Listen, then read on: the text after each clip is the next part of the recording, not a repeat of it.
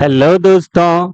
आज हम लोग सीखेंगे कि मैथमेटिक्स में जो कुछ क्वेश्चंस होते हैं जो कॉम्प्लिकेटेड टाइप का होता है ना, जो नॉर्मल तरीके से बनाने में टाइम काफी ज्यादा लगता है। इस क्वेश्चंस को आसानी से कैसे सॉल्व किया जा सकता है। ठीक है, तो आज के क्लास बहुत ही मजेदार होने वाला है।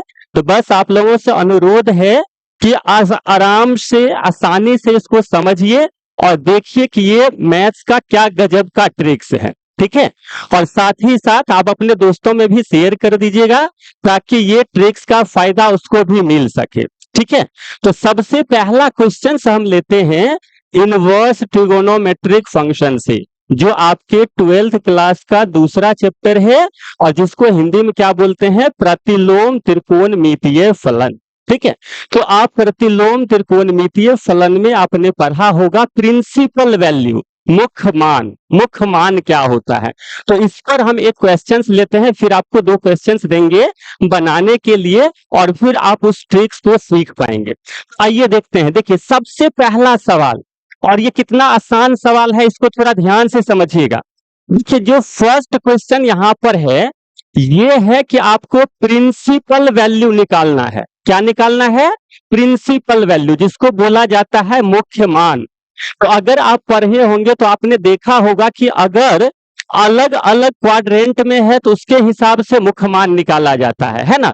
तो अब यहाँ पे देखिए मैं छोटा सा एकदम गजब का ट्रिक्स बताऊंगा जो आप कभी भूलेंगे भी नहीं और बहुत आसानी से निकाल लेंगे। इसमें देखिए हमारा पहला सवाल है कॉस इनवर्स कॉस 4। ठीक है, आपने पढ़ा है कि cos inverse cos x is equal to x होता है, फिर उसके कुछ कंडीशन भी पढ़े होंगे।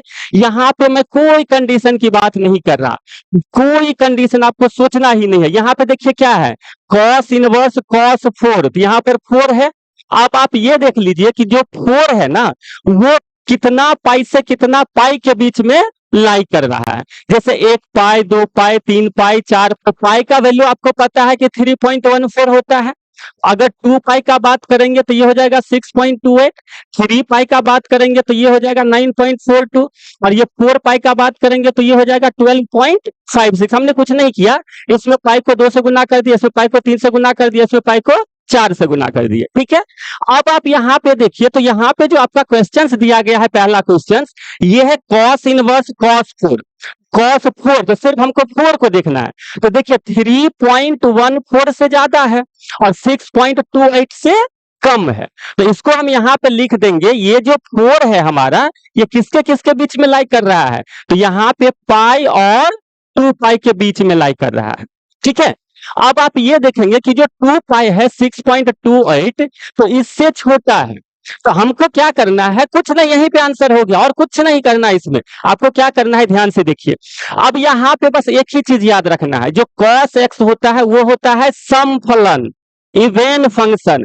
तो इसमें हमको जो ऑड मल्टीपल में है यानी जो विषम गुणांक में है इसको छोड़ देना है। अब बच गया आपको 4 बच गया और 2 पाई बच गया। ठीक है, आप देखिए इसमें दोनों में कौन बड़ा है, तो इसमें बड़ा है आपका 2 पाई, तो इसका आंसर हो जाएगा आपका 2 पाई माइनस का 4 हो गया। अब आप ऐसे बनाते तो कैसे बनता बताइए, ये कितना शॉर्ट ट्रिक्स है। तो इसमें आप देखिए ये जो क्वेश्चन आप ऐसे बनाएंगे तो सबसे पहले उसके कंडीशन को याद रखना पड़ेगा, उसके बाद जो है अलग अलग क्वाड्रेंट के हिसाब से आपको सोचना पड़ेगा। यहाँ पर कुछ नहीं, कॉस इनवर्स कॉस 4 था तो हमने क्या किया, 4 को देख लिया कि पाई और 2 पाई के बीच में लाई कर रहा है और कॉस जो है वो सम फलन है, तो इसीलिए विषम वाला को हमने हटा दिया। और इस दोनों बिल्कुल बच्चा की तरह जो बड़ा होगा बड़ा में से छोटा को घटा देंगे। तो ये 2 पाई बड़ा था और ये 4 छोटा था, तो 2 पाई में से हम 4 को घटा दिया, 2 पाई माइनस 4 ये आंसर आ गया। तो था नहीं ये गजब का ट्रिक्स।